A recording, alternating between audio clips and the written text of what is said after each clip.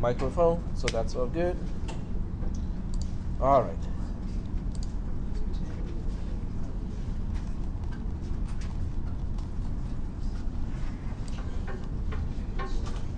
Okay, I did attach the exam into Moodle so that you guys can actually see the question here. All right. I don't have a mic with me today. The battery is dead on the mic. So let's go all the way to close to the bottom.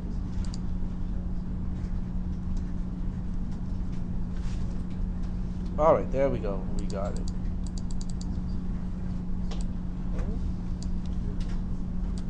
All right, so here are the questions. Are there any questions about the first one before I go ahead and trace it? This is the first question, question number 1. Any questions about it? Okay, if there are no questions about this, I'll go ahead and trace it anyway, because if we can do with the first one, the other ones with subroutines are really not much different, okay? All right, so let's do this. I'm going to use a spreadsheet. In other words, even though I can use my document camera and actually use handwriting to do it, but I think for class purposes, maybe it's just more efficient to use a spreadsheet to do it. You should write it out. It's only fair. It's only fair, but it's going to take up a lot of your time too. Other than that means we also have to do handwriting. My handwriting is not that bad. Okay, now where is my tab again? I just lost track of my...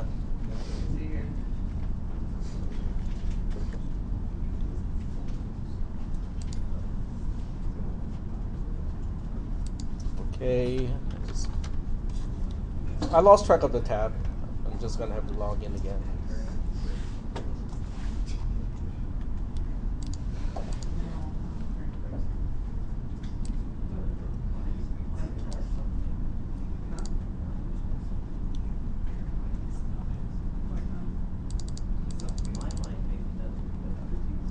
All right, so here's the code.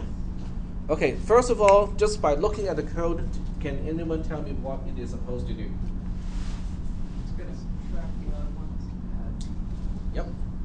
So the determining factor is in the loop. It checks whether the mod2 of each element in the array it has a remainder of 1 or not. If it does have a remainder of 1, which means the number is odd, it's going to add it to the sum. If it does not have a remainder of 1, which means it's even, it will subtract it from the sum. So it will add up all the odd numbers, it will subtract all the even numbers, and whatever ends up as the sum is the sum. Okay? So knowing that, when we trace this code, we just have to set up the usual stuff. We do have comments because there is a condition in the loop to evaluate. We have line number, and then we have all the variables. In this code, is there a chance that we have any local variables? No, because local variables can only exist in subroutines, and we don't have a defined sub here. We don't have any subroutines. Without any subroutines, everything is global. Okay? All right, so we have global variable I, global variable S, and then we have global variable A, which by itself is an array. It has how many elements? 7 elements, because we got 7 digits in our student ID. So now we got bracket 0, bracket 1, bracket 2, 3, bracket 4, bracket 5, and bracket 6. So we can shrink all of these a little bit so they don't take up as much space, and also makes it easier to view the whole thing. I think the sum may get a little larger later on, but we'll deal with that later. I is not initialized, S is not initialized. But array A is initialized to your student ID because that's based on the description here. Assume the precondition of the array A is based on a student ID. So I'm going to come up with a fake student ID here. Hopefully it does not match any one of yours. So I'll just randomly pick some numbers. So 1, 3, 7, 2, 5, 0. Pick the last one. Let's see. We have even numbers, odd numbers. One more even number would be good. There you go. Okay. So this is the fake user ID or fake student ID. Does it actually accidentally match any one of yours? No? Okay, good. I'm not psychic then. All right, this is the precondition. So we start with line 1. Line 1 is just initializing I to 1. Line 2 is initializing the sum to 0. 0. Sorry? I is 0. I is 0. Okay, there we go. And then on line 3, we have to evaluate the condition. We'll need more space for comments because the condition in the conditional statement is a little bit longer. I is less than bar A bar is true because bar A bar is 7. I has a value of 0. 0 is less than 7 is true. We go to line 4. We have to evaluate the condition of the conditional statement, which is A bracket I mod 2 is 1. I accidentally used double equal to because that's how you specify equal to in C and C++. So in this class, a few people ask, oh, is that a typo? No, technically it's not a typo. It's just a different notation for my other class. But I use a double equal instead of a single. So A bracket I mod 2 is 1 is, okay, is it true or not? What is I? I is 0. A bracket I refers to A bracket 0, which has a value of 1. 1 mod 2 is, what is the remainder of 1 divided by 2? 0. No? 1. No. Okay, so 1 mod 2 has a remainder of 1 is 1. It is true. Okay? So that means where am I going? Which line am I going after line 4? We go to line 5. Very good. So we go to line 5. Line 5 is just adding the odd number to the sum. So sum is 0 plus 1, which is 1. And then we are done with the conditional statement. We get out of the conditional statement onto line 9. Line 9 is just adding 1 to I. I goes from 0 to 1. Then we go back to the beginning of the loop on line 3. I is now 1. 1 is less than 7 is true. So we go back into the loop, go to line 4 again. A bracket I is now referring to A bracket 1, which has a value of 3. 3 mod 2 is 3 divided by 2 has a remainder of 1. Okay, 1 equals to 1 is once again true. So we go to line 5 again. We add 3, which is an odd number, to the sum. So the sum is now 4. Then we go to line 9, which is outside of the conditional statement. I is incremented from 1 to 2. We go back to line 3. We evaluate the condition. I is now 2. 2 is less than 7 is true.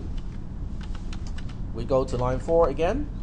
A bracket I now refers to A bracket 2, which also has an odd number because 7 divided by 2 has a remainder of 1.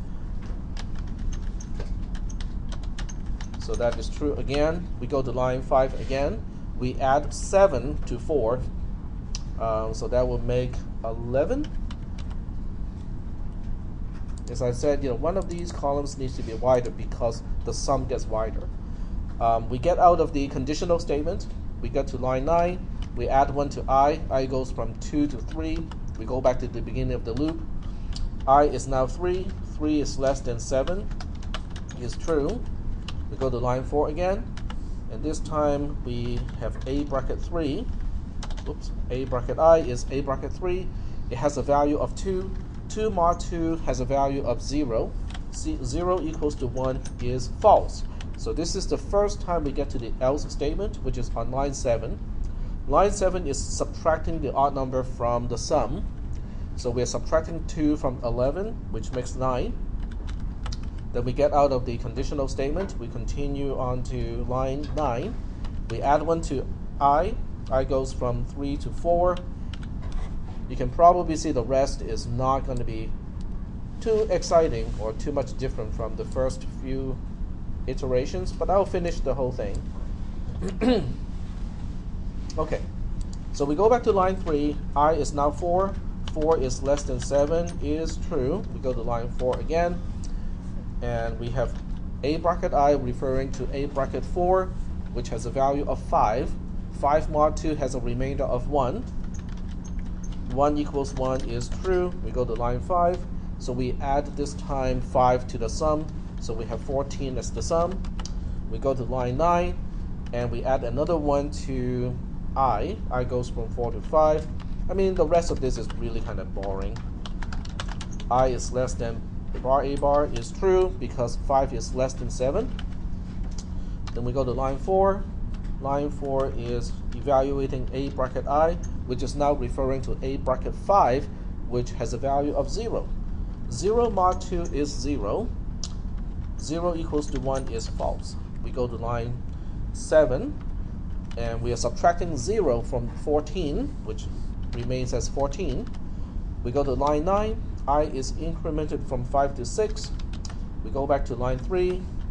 I is less than bar A bar is still true because 6 is less than 7. We go to line 4. A bracket I now refers to a bracket 6, which has a value of 8. 8 mod 2 has a remainder, is the remainder of 8 divided by 2, which is 0. 0 equals 1 is false. So we go to the else branch on line 7. We subtract 8 from 14, which has 6 remaining. We go to line 9. We add another 1 to I. I go from 6 to 7. So we are done. This is the last iteration of the loop, but we cannot go from here to post. We have to get back onto line 3, re-evaluate I is less than bar A bar. It is now false. Then we can get to post. And that's the end of this particular trace. Are there any questions about this trace here? Any questions? Nope. Yep. On the exam, if we see what the trace is doing, like, do we just write out what it's doing and give you the value for S? You have to do the whole trace. Okay. Now, okay, so this is something that you might want to think about for the final exam. Is you do get partial credit if you don't quite finish it. Okay, so that means if you go for this one, for instance, if you go through like 4 iterations and then you write down I'm running out of time, I won't give you full score because you actually did not finish. So compared to somebody else who actually finished the whole thing, I cannot give a partial answer full score, but it will help demonstrate, it will still at least demonstrate that you know how a loop operates.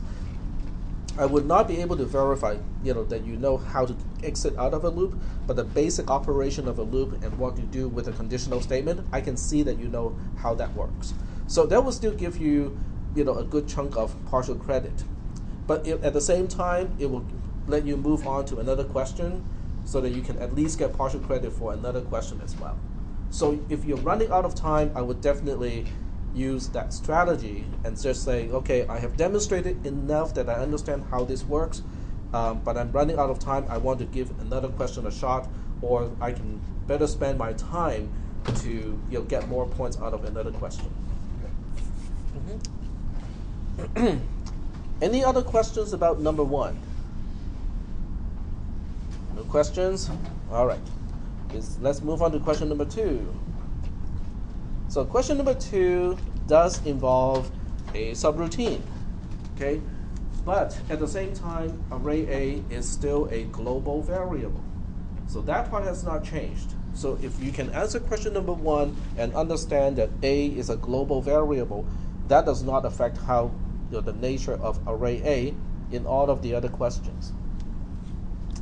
All right, so this one is a little bit longer. It does take a little more space, especially on a piece of paper. So this time we don't need comments. There are no conditions to evaluate. We can start with line number. And if we have any global variables, we have to state the global variables. If you read the description here, does it suggest anything that A is a global variable? If A is not a global variable, does it make sense to say anything about the precondition? No. So that's a clue that A is a global variable. Okay, so A is our only global variable in this case. So A has got 7 elements again. 0, 1, 2. Okay, I am getting a little bit lazy, so I'm just going to go back here. Just do a copy and paste. Sorry, you can't do this, during the exam.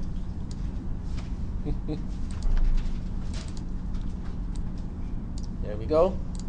And this is my precondition. And then we have to start execution on the first line that is not inside a subroutine definition. That would be line 9 in this case.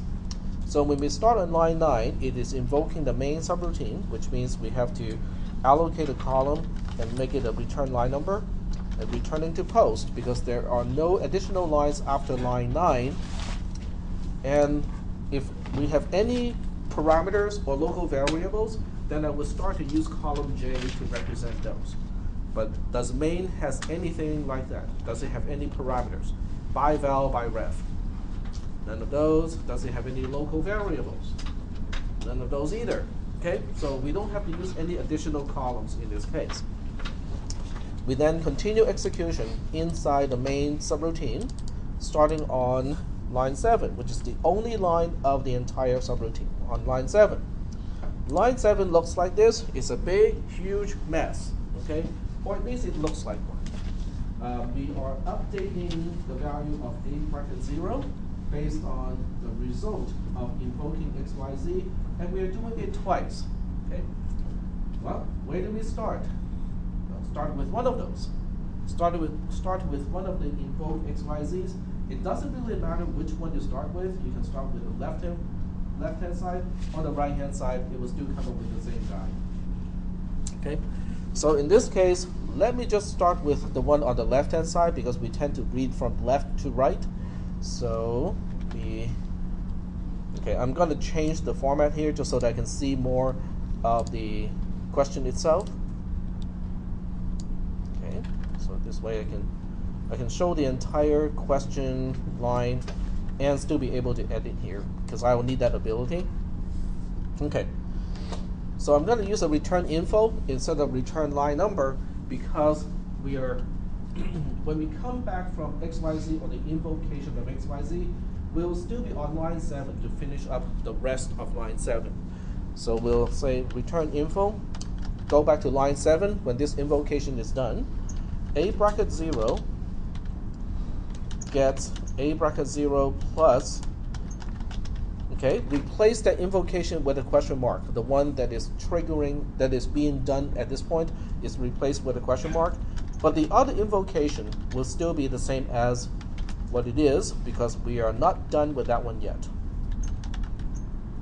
So that one, we just copy everything over just the way it is. And that's our return info. And then we also have to specify the parameters because we're calling or we're invoking XYZ. XYZ has 2 parameters. It has got parameter X and also parameter Y. Parameter X is getting the value of A bracket 1. A bracket 1 is right here. It has a value of 3, so X has a value of 3. Y, parameter Y, is getting the value of minus A bracket 2 or the negation of A bracket 2, which is column D. It has a value of 7, so parameter Y has a value of negative 7. Are we doing okay so far with the trace? How we set up the columns for the subroutine call? Yep. I'm just curious.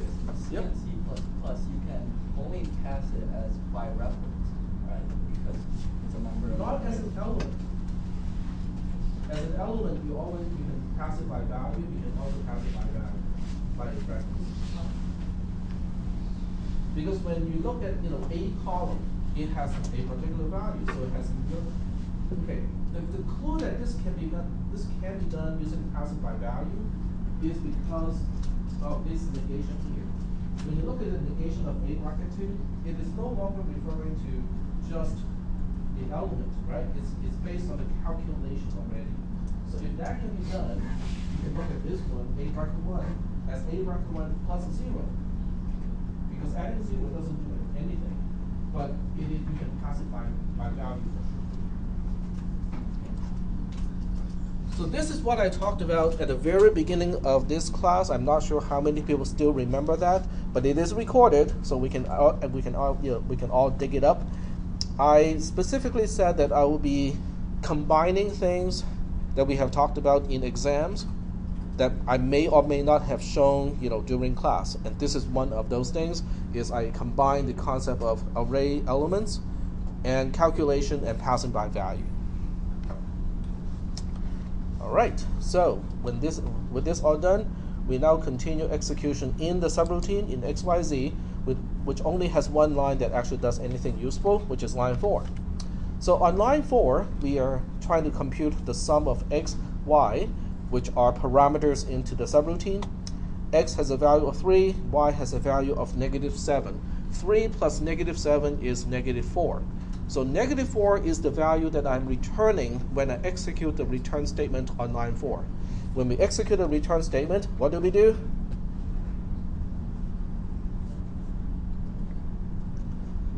Copy, paste, change the question mark to the value. Okay, and that's all that we do on line 4.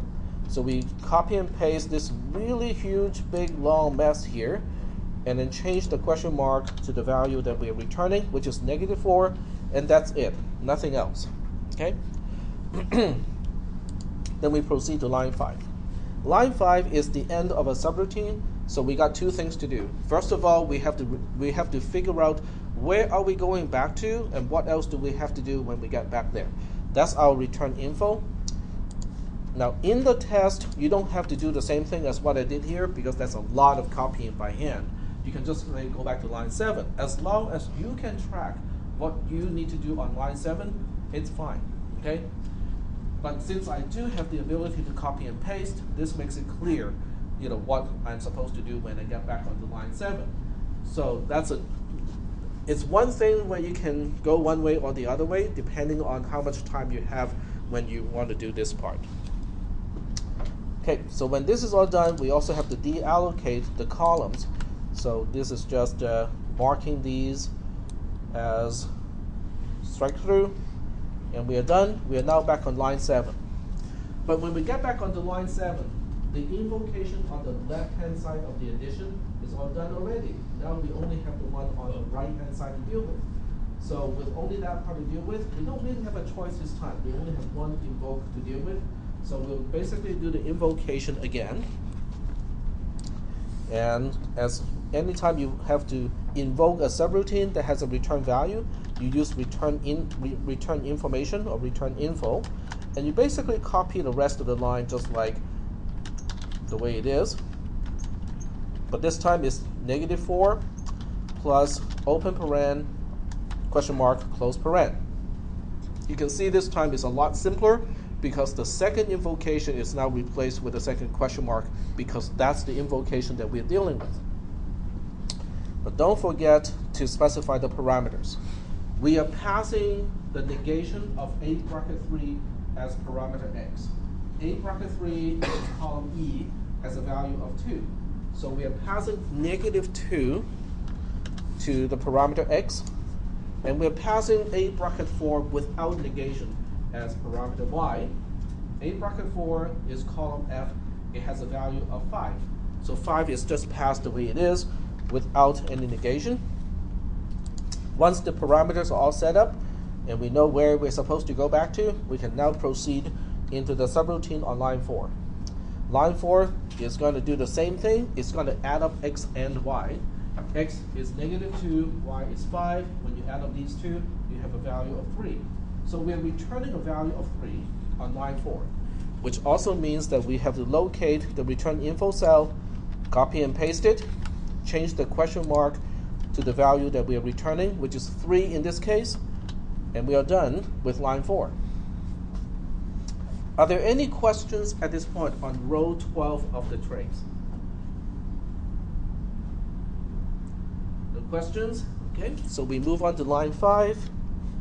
So when we get to line 5, we are at the end of a subroutine. We got 2 things to do. First, we have to figure out where am I going to continue execution after the conclusion of this invocation. And then the second thing is to deallocate all the columns that we allocated for this particular invocation. So once again, after line 5, we get back onto line 7. So this time when we get back onto line 7, we pretty much can do the whole thing already. There are no further invocations to deal with. So now we have to just look at the value of a bracket 0, which is 1, has a value of 1. So the whole thing becomes 1 plus -4 plus 3, which turns out to be 0. And we put it back into a bracket 0. A bracket 0 is column B, so column B is now updated to a new value of 0. Is that okay? And now we are done with the main subroutine, which also means we have to figure out where to go back to. According to return line number, we have to go back to post. So we say, okay, we have to go back to post. Oh, I forgot. This is line 8. Okay, on line 8, we have to first make a note that we have to continue execution at post, and then we say, oh, we don't need column I anymore. Let's deallocate column I. And that concludes this entire trace. Are there any questions about number 2? It has no recursion. It makes use of the array as a global variable. The only part that is kind of tricky is we have 2 invocations of XYZ on the same line. That is an expression. But we did talk about that concept in class. Did anyone miss the negation, the little negation symbols? So there'll be some points taken off, but not a whole lot. Okay, as long as you do everything else correctly, that's kind of like a minor thing. But I still have to put a little nick on it. Anything else? Any other questions about this one? Yep. Can you name the row number? Like which row?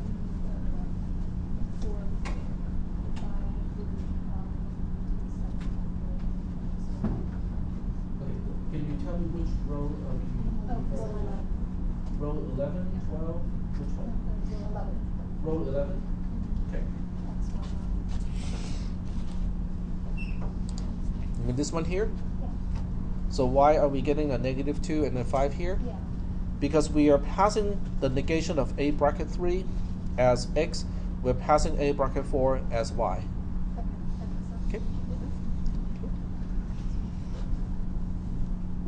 Any other questions? Any other questions? All right, moving on to question number 3.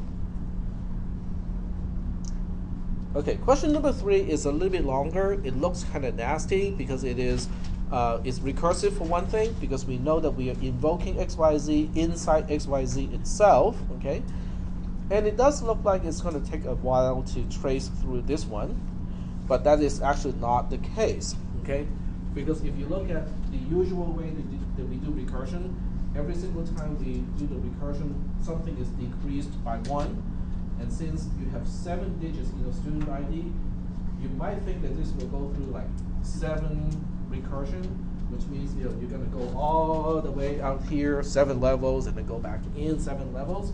That is not the case, because when you look at line 7, which is the line that is doing the recursion, I'm passing I minus 3, not I minus 1 to I.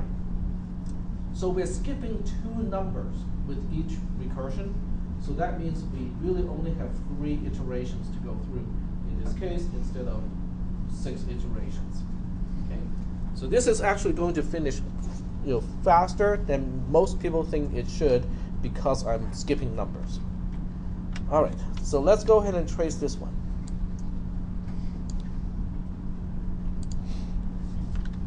We do need comments in this case because we have conditions. We have a conditional statement on line 4 and another one on line 8. We need line numbers. We need array A as a global array. So I'm just going to copy and paste all this stuff again. Just like that. And we also want to double check to see if we have any other global variables. Because if we have any other global variables, we have to make sure that those are allocated at this point. So we start scanning the code from top to bottom. On line 4, we have a reference to I. Can I be a global variable? No. On line 4. Because it is already done as a by value. Okay. How about on line 5x? Can x be a global variable? No, it's a by ref, so it's a by reference parameter. And then on line 8, we have the reference to a, but we already know that a is a global variable, so that's not a big deal. And then we have on line 15 a y. Well, on line 15, if I have anything named on line 15, can it be a local variable or a parameter? No. Because it's not inside the subroutine definition, so you're right, okay? Because of that, y has to be a global variable. So we definitely need to allocate another column for y over here. Now, if you realize that y is a global variable, but only after you do, well, that cannot be the case, because by the time you get to line 15, you would know that y needs to exist already at that point. So y is column j, and it does not start with any particular value, so it is unknown. So we put a question mark in that column. We start execution on line 15, which is invoking xyz. So we have to allocate a column for the return line number. It's a return line number because xyz does not return a value. The return line number in this case is post, and then we have to specify the two parameters. One is parameter I, one is parameter x. Parameter I is passed by value. It is shown here as a by val, but you can also see I use a right arrow, which also indicates this is a pass by value thing, which also means I simply starts with a value of 6. It is not an alias of another column. X, on the other hand, is passed by reference. There are two indications that X is passed by reference. The first one is over here. When I name X inside the subroutine, I specifically said it is by ref. So that's the first indication that X is passed by reference. But when you look at line 15, you also see a double-sided arrow, which is also a confirmation that X is passed by reference. Now, because it's passed by reference, X does not actually have a value. It actually is an alias of a column. In this case, how should I write down as the cell for X? AKA column J. Yep, AKA column J, which is where global variable y is located. Just like that. Yep. I did that, like, you can't do that, like, on paper, but I labeled, like, the columns. Yeah. But it's not a letter, it's a number. That's fine, as long as you make a reference and say this is referring to that column over there. You can even draw an arrow, that will still work. Okay. How many people actually label the columns, like A, B, C, D? Okay. Did you label all the columns or just the one that you need? All the ones? Like the left two. Okay. Yeah. As long as I can tell that this is an alias of another column, that's fine. Okay. All right. So now that we know this is an alias, we have set up everything that we need for the subroutine. So now we can continue execution in the subroutine itself. I'm going to shrink the size of the code again.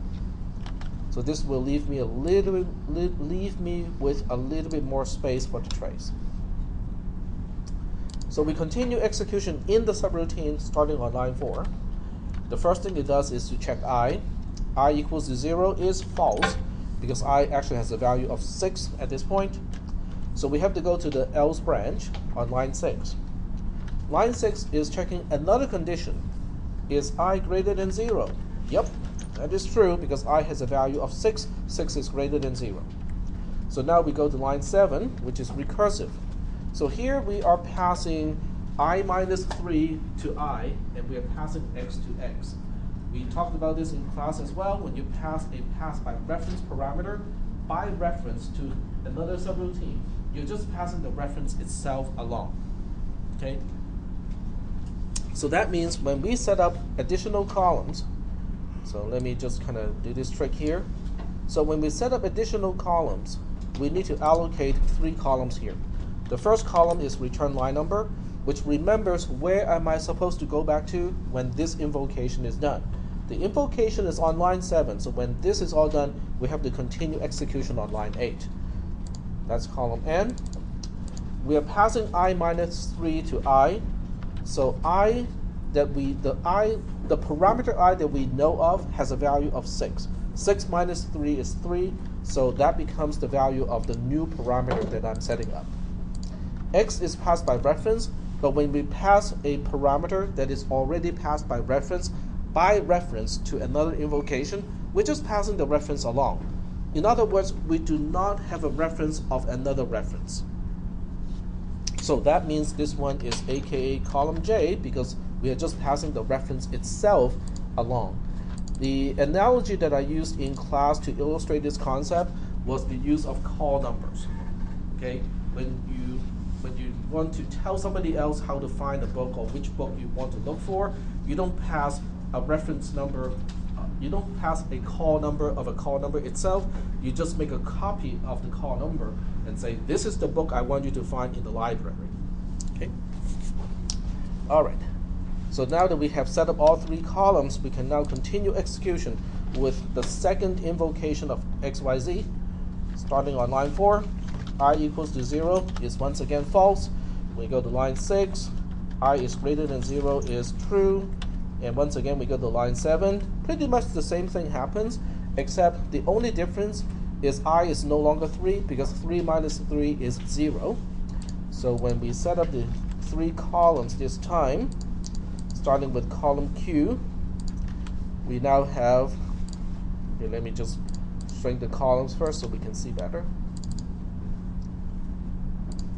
So now we have these 3 columns, with I being 0 and not 3 anymore. Then we continue execution in the subroutine starting on line 4. The first thing we notice is I equals to 0 is true, because when you look at column R, it does have a value of 0.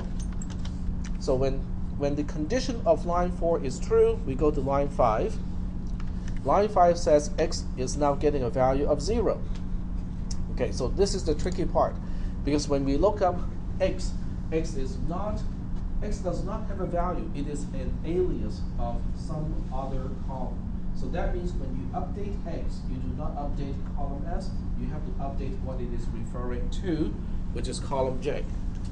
So now you have to look up column J, which is all the way back here, and say, okay, it has to be updated with a value of 0. So just let it be. I'm going to move the bar here so I can show column J also on this side. So this way I can just keep track of the parameters on the other side.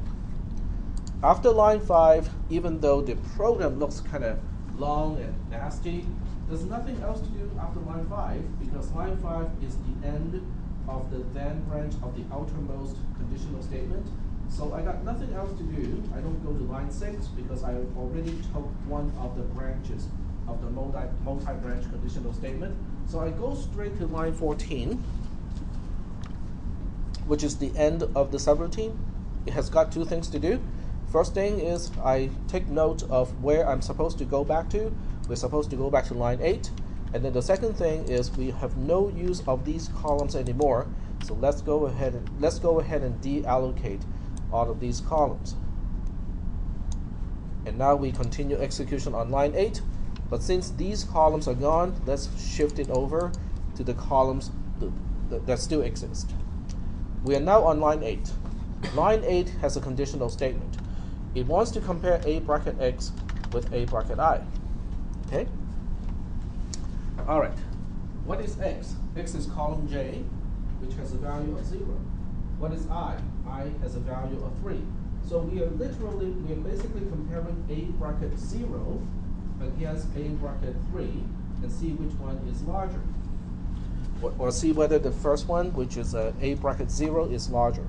So this is where I'm going to do another split here so we can see the values of the array elements. Oops, wrong way. There we go. So according to, okay, just move one row. There we go. Okay, so according to this, a bracket x, which is a bracket 0, has a value of 1. A bracket I, which is, oh, I messed up on this side too. Oh, I cannot see both at the same time. Okay, that makes it kind of difficult. This is a bracket 3. So a bracket 0 has a value of 1. A bracket 3 has a value of 2. The first one being greater than the second one is false. And as a result of that, I skip over line 9. I go straight to line 10. But line 10 is end if. We do not trace that line. So I'm done with the entire branch. The branch from line 7 to line 10 is now done. I'm done with one of the branches of the outermost conditional statement. So there's nothing else to do with the conditional statement. And we go straight to the end of the entire subroutine, which is line 14. And we take note where to continue execution, which is line 8. And then we deallocate the columns for this particular invocation. And we do it over here. Do a strike through. Now we are back to line 8. But when we're back to line 8, we also have to remember these columns are now gone. So the context is now established by column K, L, and M, which we cannot really see because they're all the way up here. I is 6. Okay. So when on line 8, we are still doing the same comparison. A bracket x is greater than a bracket I is, well, let's check. X is 0. So we're comparing a bracket 0, which has a value of 1, to a bracket I. I is 6 this time. A bracket 6 has a value of 8. 1 is greater than 8 is, once again, false. So we go to line 14 again, because there's nothing to do in the inner conditional statement. So we go to line 14. When we get to line 14, which is the end of the subroutine, we have to go back here. And this time the return line number is post. So we have to make a note and say that we are pretty much done when we get out of this invocation. And then we have to deallocate these 3 columns on line 14 over here, indicate with a strikeout or strike through, and then we continue execution at post, which means we are done. All right, are there any questions about this particular trace? Does anyone want to look at the whole spreadsheet, like without the, it will only, I can only show so much because it is a little bit on the wide side. Okay, if I zoom out a little bit so that we don't actually see all the details, this is what it looks like. Any questions about this one? Yep. Column J. Column J. Row right above 3. Oh, there's another line that I need to scroll up. That's X. That's actually Y, excuse me. Oh, okay. That's the global variable Y, which is passed by reference to the subroutine. It's okay. I have the Y, so like just the array and the Y were like. That's fine. Any ordering of the global variables is fine. So the ordering of global variables do not really matter. As long as your Y is not in the middle of the array, that would not be okay. Yep. What about updating like the intermediate columns that are referencing Y, or I mean referencing, Can you name the row number? What do you mean by updating? Okay, so line 5, it updates Y. But could you also write that 0 in column M in row 15? Okay, you mean row 15 of the trace? Do you mean over here? Yeah, so that's 0. Could I also write that 0, have that one, and also write another one in column N? You mean here? Yeah. No, this is the only column that is updated. because with this one, we are referring to column S as parameter X, but you do not update the parameter column itself when it is passed by reference. So technically speaking, you do not update column S. Because once you update column S, it is no longer an alias of another column, because you just overwrote the alias itself. So technically that is not correct. Any other questions? No other questions? That's 3 out of 4. So we only have one more question to go. Okay, let's shrink this one again. Scroll down to question number 4. All right, this one looks kind of nasty too, because it is once again recursive, and it looks a little bit like the binary search thing, because we have an M, which is the floor of B plus E divided by 2. So once again, this one only has so many recursive layers, because each time you do a recursion, it is dividing the whole thing by 1/2. Okay. All right. So let's go ahead and trace this one. This is our last one. Okay, since we have a conditional statement, we definitely want to use a column for comments. We have line number, and then once again we have array A as our global variable. So I'm just going to copy this whole thing over here. And this is our precondition. And once again, we have to be careful. Do we have any other global variables in this case? So we just want to double check before we start the actual tracing. Okay, line 18 is the only line that is outside of the definition of the subroutine. It refers to only A and also X. So you can see that on line 18, it wants to store a value into X. So that means X has to be a global variable. Okay. So we allocate one additional column for X, which starts with an unknown value. But when you look at the subroutine XYZ, let's try to make sure that it does not refer to global variables except for A. B, E, and M are parameters and local variables. So all the references to B, E, and M, they're fine. A is already known as a global variable, so that's fine too. I don't see any other references to any other names, so I think we're good. Okay, we have accounted for all the names that we have used in this entire program. So we can start execution on line 18. Line 18 is calling the subroutine XYZ and then store the value of XYZ, or the return value of XYZ, into X. So that means we have to invoke XYZ in order to figure out what is the right-hand side of the assignment. This time we have to use return info and not return line number, because when we get back onto line 18, we got stuff to do on line 18. So we have to go back to line 18.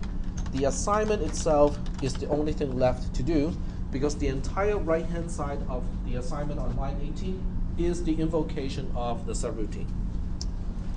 Then we have to indicate, okay, since we are calling or invoking XYZ, we have to indicate what is parameter B, what is parameter E, and by the way, we also have to allocate for the local variable M, which is the easy one, because any local variable is always starting with an unknown value. But the initial value of B and E, they're pretty easy to figure out as well, because they're spelled out on line 18. On line 18, we specify that 0 is the value of B, and bar A bar minus 1 is the value of E. Okay, bar A bar is 7, 7 minus 1 is 6, so E starts with the value of 6.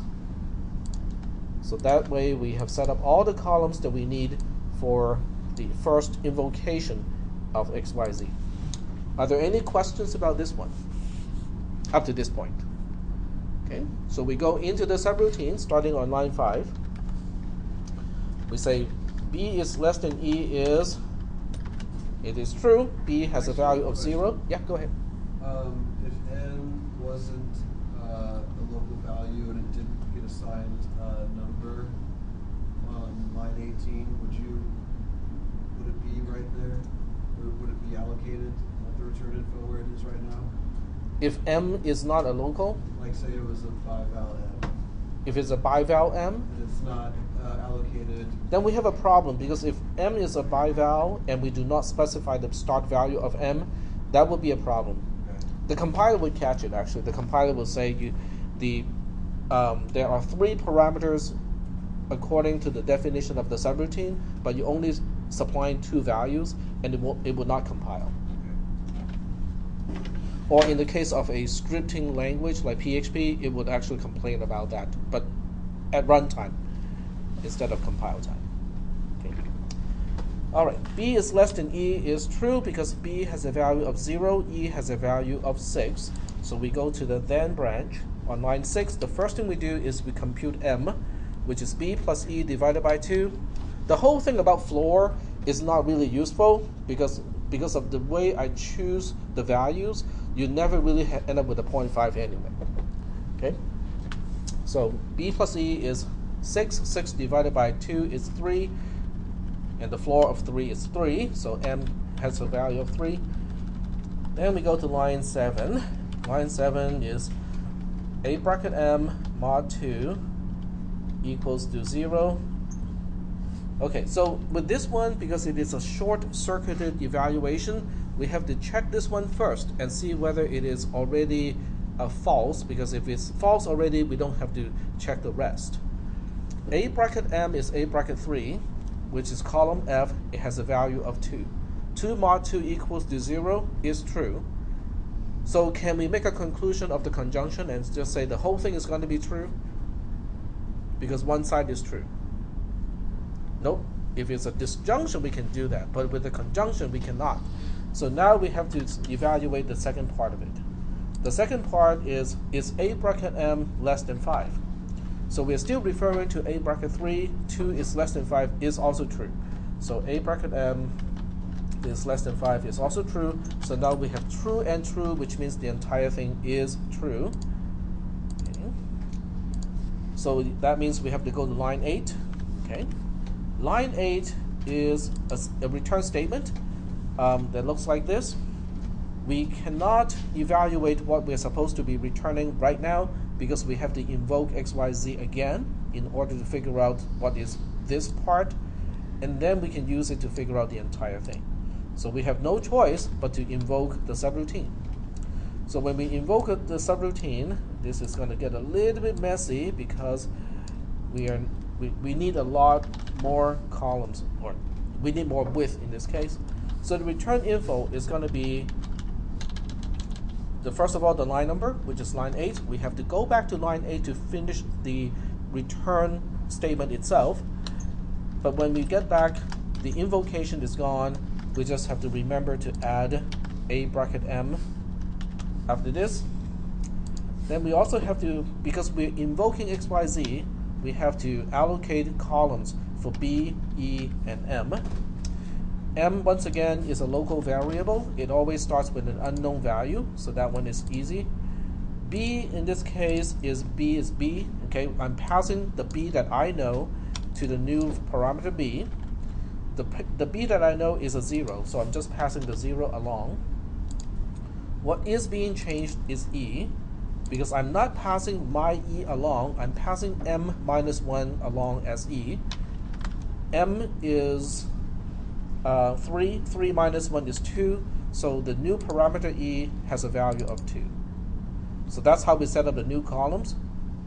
Do we have any questions at this point about columns B, O, P, Q, and R, which is representing the second invocation of XYZ?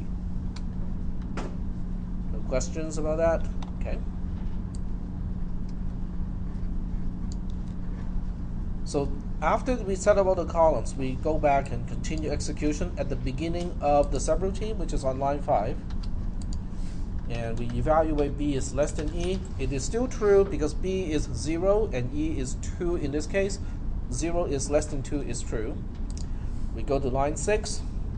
Line 6 computes M, which is 0 plus 2, which is 2, divided by 2 is 1. So this new value of M is 1. Then we proceed to line 7. So we have a bracket m mod 2 equals to 0.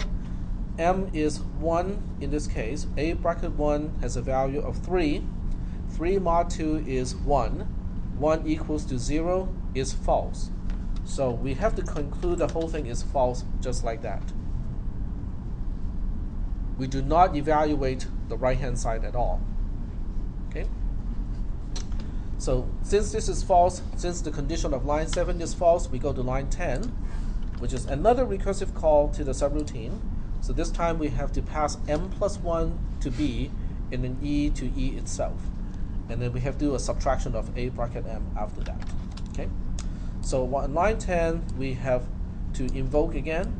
So this time we have to allocate column S, T, U, and V. This is our return info.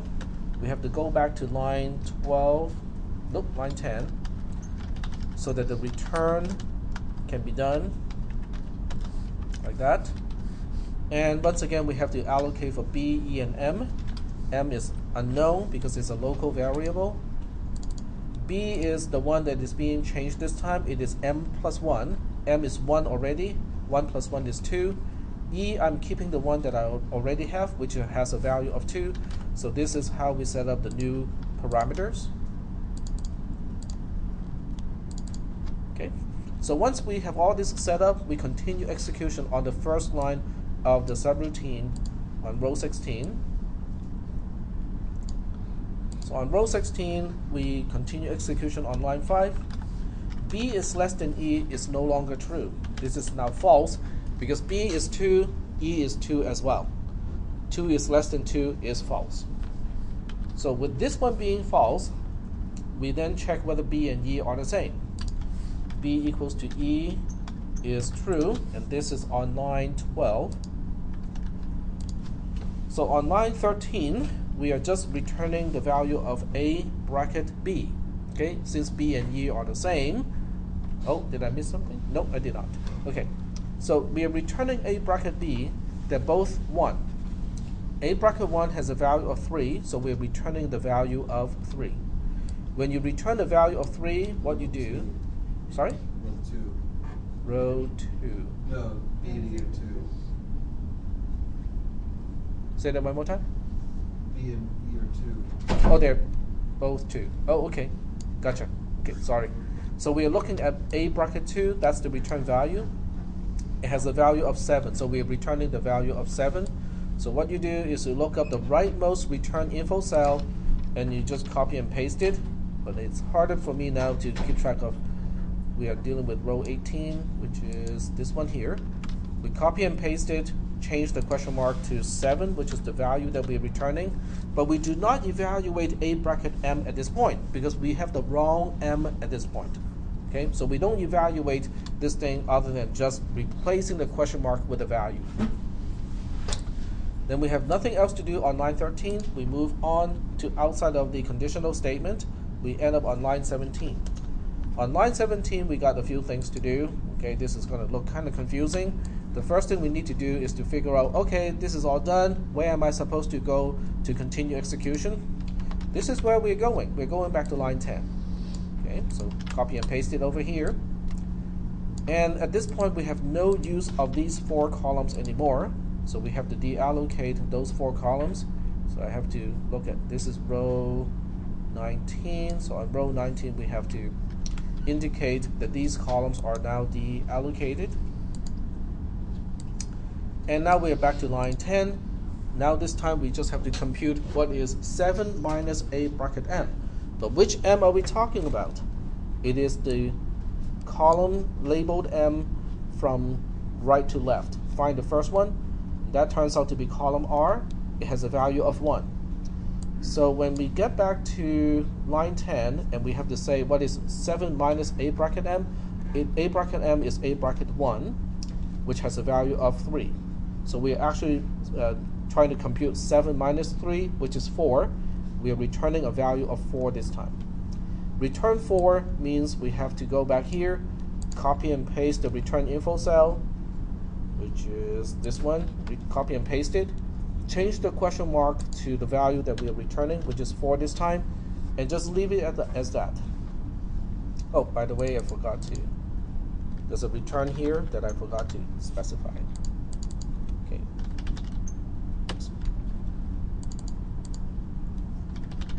There we go. Now it looks right. It didn't look right earlier. Okay, so this is all done. After line 10, we get out of the conditional statement. Well, we get out of the inner conditional statement, but since there's nothing else after the inner conditional statement, we also get out of the outer conditional statement, which means we end up on line 17 at this point. Then we go back to here. This is indicating where we're supposed to go back to. We make a note of that, and then we deallocate these 4 columns. So these 4 columns are now deallocated on row 22. Nope, that's not row 22. It's row 21. On row 21, we have to deallocate these 4. So there we go. And now execution continues on line 8. Line 8 says, okay, we have to return the value of 4 plus a bracket m. M at this point, let's check what m is. M is now 3, so we have to compute what is 4 plus a bracket 3. A bracket 3 has a value of 2. 4 plus 2 is 6, so we are returning a value of 6 this time. When we execute return 6, we copy and paste the return info cell, change the question mark to a value of 6, and that's it. Okay, we do not change x at this point. We are done with line 8, which is done with the inner conditional statement. Since there's nothing else after the inner conditional statement, we're also getting out of the outer conditional statement, which means now we end up on line 17. On line 17, we first make a note of where we're going back to, and then we deallocate all the columns for this particular invocation, which are column K to column N. So we just indicate that these columns are no longer in use at this point. And now execution continues on line 18. Line 18 is now fully resolved. We know exactly what to do with the assignment statement. We look up, okay, who is our X? It is column J. So now column J is the one that is updated with a value of 6. And we are done with line 18. We move on to post. And that's the end of the whole trace. Okay, so let's zoom out to look at the whole spreadsheet, just so that we get an idea of what it looks like. Zoom out just a little more. So the overall spreadsheet should look kind of like this one. This one doesn't take up as much space as the previous one because the return info is not as long, it's not as wide. Yep. Could you please put these on Moodle? It's a lot of screens. I want to look Okay, again. you can do that. Are there any questions? Any conceptual questions like why or what we do on a particular line? No? Makes so much sense when you do it. Make it look so easy. But then you have to compare. Okay, so but I'm glad you kind of mentioned that. Okay, if it doesn't seem easy on my part, then I do not deserve my pay. Okay, so that's one thing. But the second thing is then you have to compare and say, okay, when I do it, I did it in a certain way, but when you do it either in the test or afterwards, you were doing it maybe differently. So now the question is, what is the difference? I mean, that's the most important part, is to figure out what is the difference. So do you guys want to ask anything about that part? Like, specifically on a particular row in the trace, I did it this way, but you might have done it some other way, and you just want to know why the mechanism is doing it this particular way.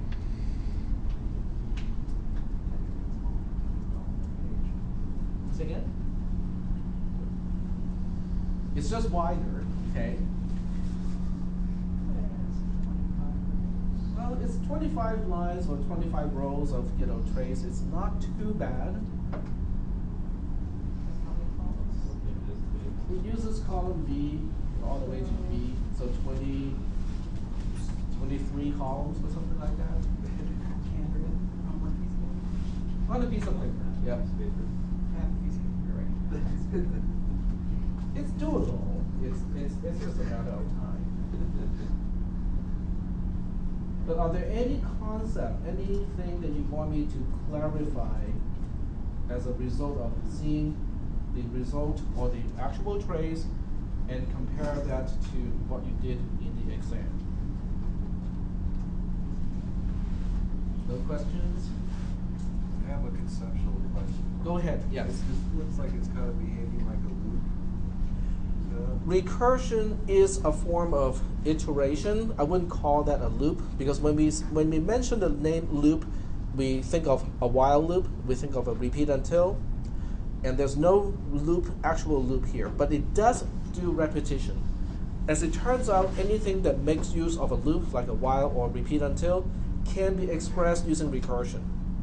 And the reverse is true as well. Anything that is recursive can also be done without recursion, but using loops. So those two ways of expressing repetition is equivalent in terms of what they can express. It's just that sometimes it is more handy to use one way, and other times it's more handy to use the other way. But that's a very good observation.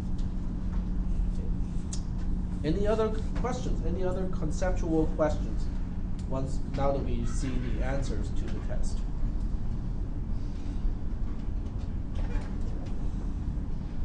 Questions? I have a question. Yep. About taking the test on paper. I think I might have lost track of like lines. So maybe put the deallocation on the wrong row. You know, it's going far across. I mean, like. It's probably going to be okay because if you lose track when you're writing it, it's probably okay for me to lose track too when I read it, right? Okay. So. No rulers when you grade them. No, because I scan everything before I grade it, so I'll be reading the same thing that you have written. Yep. I suppose I can use a ruler on my screen to line up everything. You shouldn't though. I try to put all those lines in the exam, so when you look at the exam itself, the document, where is that? So I try to line everything for you guys too, so that this way you have some lines to rely on. Are they too close together, or? I'm just trying to get all the columns in. I cannot pre-allocate the columns because I don't know how much space you will need for each column. And I don't want to pre-allocate because if I pre-allocate, then you already know, oh, this is way too big as a column for pass-by value parameter. I must have done something wrong. This is where like tablets would come in handy though, or like Tablet? or like electronic, just for tests. Yeah. I cannot do that because I cannot guarantee that everybody in class has access to a tablet, so I cannot give that I know, but like advantage. in the future though. In the future, right. If this class can be done inside a lab classroom where every student is guaranteed to have access to a computer, yeah, why not, right? But since I cannot guarantee in a classroom like this, I cannot say, okay, if you have a tablet or a laptop computer, do on a laptop computer, but if you don't, too bad, you have to do on paper. It would be unfair. Well, I once had a student who argued the other way around. That student argued and said, I'm so used to computers that making me do it on a piece of paper is a disadvantage to me. It is unfair to me that I have to do on paper because other people are so used to do it on paper. It is now an advantage to them. It's a disadvantage to me because I'm so used to doing everything on paper. And I just said, well, I'm sorry, but you still have to do it on paper. Sorry? Suck it up, kid. Well, it's just that, it doesn't work the other way around. Yep. On the final exam, are we going to be doing the pre and pre-post line-by-line analysis? We'll do one question like that in the final exam. The final exam is 2 hours long instead of 80 minutes, so we have, let's see, 120 minutes as opposed to 80. So we have 50% more time as far as duration is concerned. I'm gonna add not 50% more questions, so it's not gonna scale up, the same way. So there's gonna be 5 questions instead of 4. Maybe 5-ish, 5-ish questions. But we'll also have a new concept, because the next week or so we'll talk about records, which is actually a very important concept because it does lead to object-oriented programming, which is really a big deal. So we're going to focus on that for the next 2 weeks or so, and then we'll also combine all of these things, using records, and then pass by value, pass by reference, and mix and match all of those concepts. But that's what programming is about. It's about, okay, here's a little tool. It's kind of like, if you're a contractor, okay, you learn how to use a power drill. Okay, so this is a power drill. You can control the torque, you can control the gearing, and this is how you control the speed of the drill. And these are the drills that you can use. Okay, you have drills for wood, drills for sheetrock, and stuff like that. Okay, and then on the other side you have, like this is a vice grip. Okay, you can use it to hold on to stuff. But sometimes you have to combine the two concepts, right? You have to use a vice grip to hold on to what you're drilling, and then use the drill on the other side. But that's the whole thing. With programming, it's the same thing. Okay, the concepts of a loop, the concept of array indexing, the concept of subroutines, the concept of passing by value versus passing by reference. Those things are all critical orthogonal. Okay. In other words, once you understand one concept and you understand the other concept, the combination of the concept is, it just happens. Okay, that's a really big part of programming, is to figure out how to combine known concepts. There are only so many known concepts, trust me. There are not really that many known concepts. But the number of ways you can combine the concepts, there's a huge number of combinations, and that's how you solve problems. It's like Rubik's Cube, right? What is the mechanism of that puzzle? Let's look it up. Rubik's Cube. Rubik's Cube. I'm pretty sure I spelled it incorrectly, but no, I actually spelled it correctly. Okay, and they have even their own website.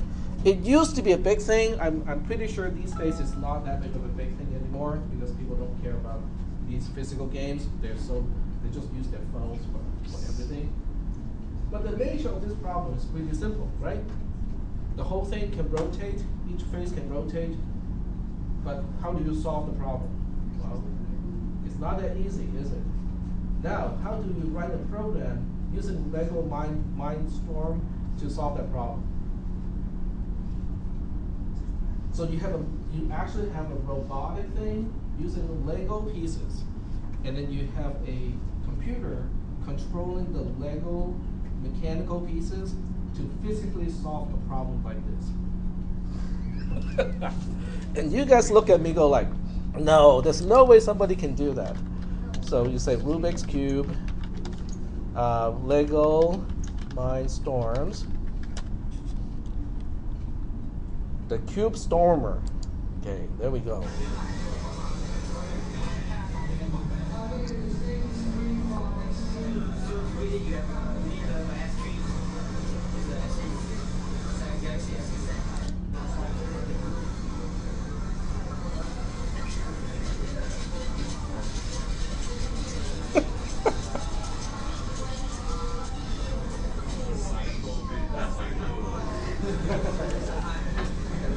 I rest my case.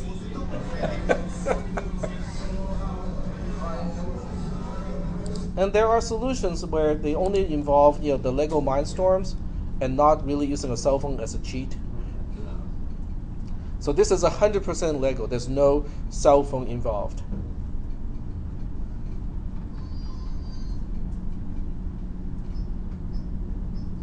Wait, so robotics are built out of Lego?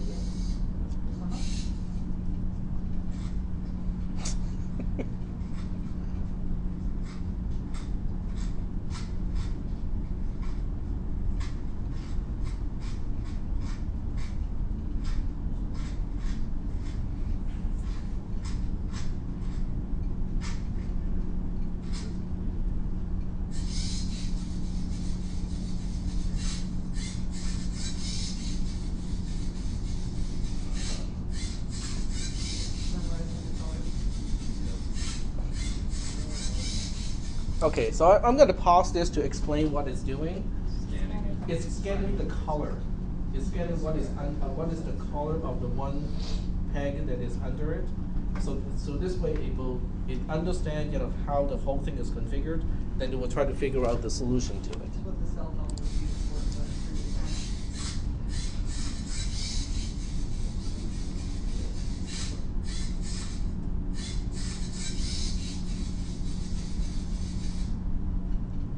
Now it's thinking.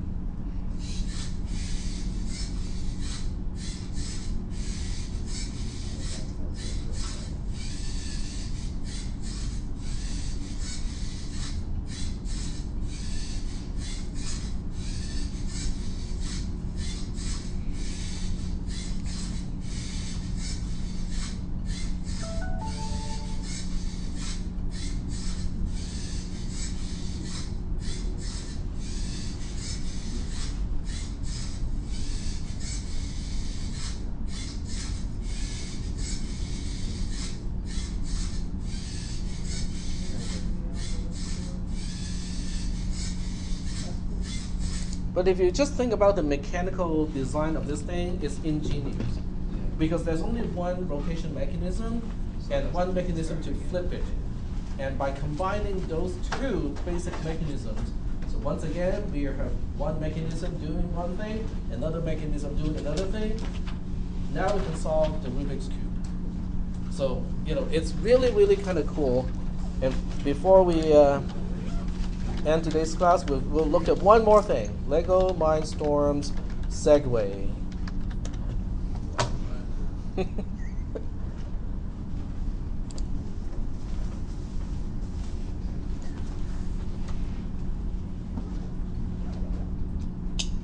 So it's kind of like a Segue where you have two wheels and it's unstable by design.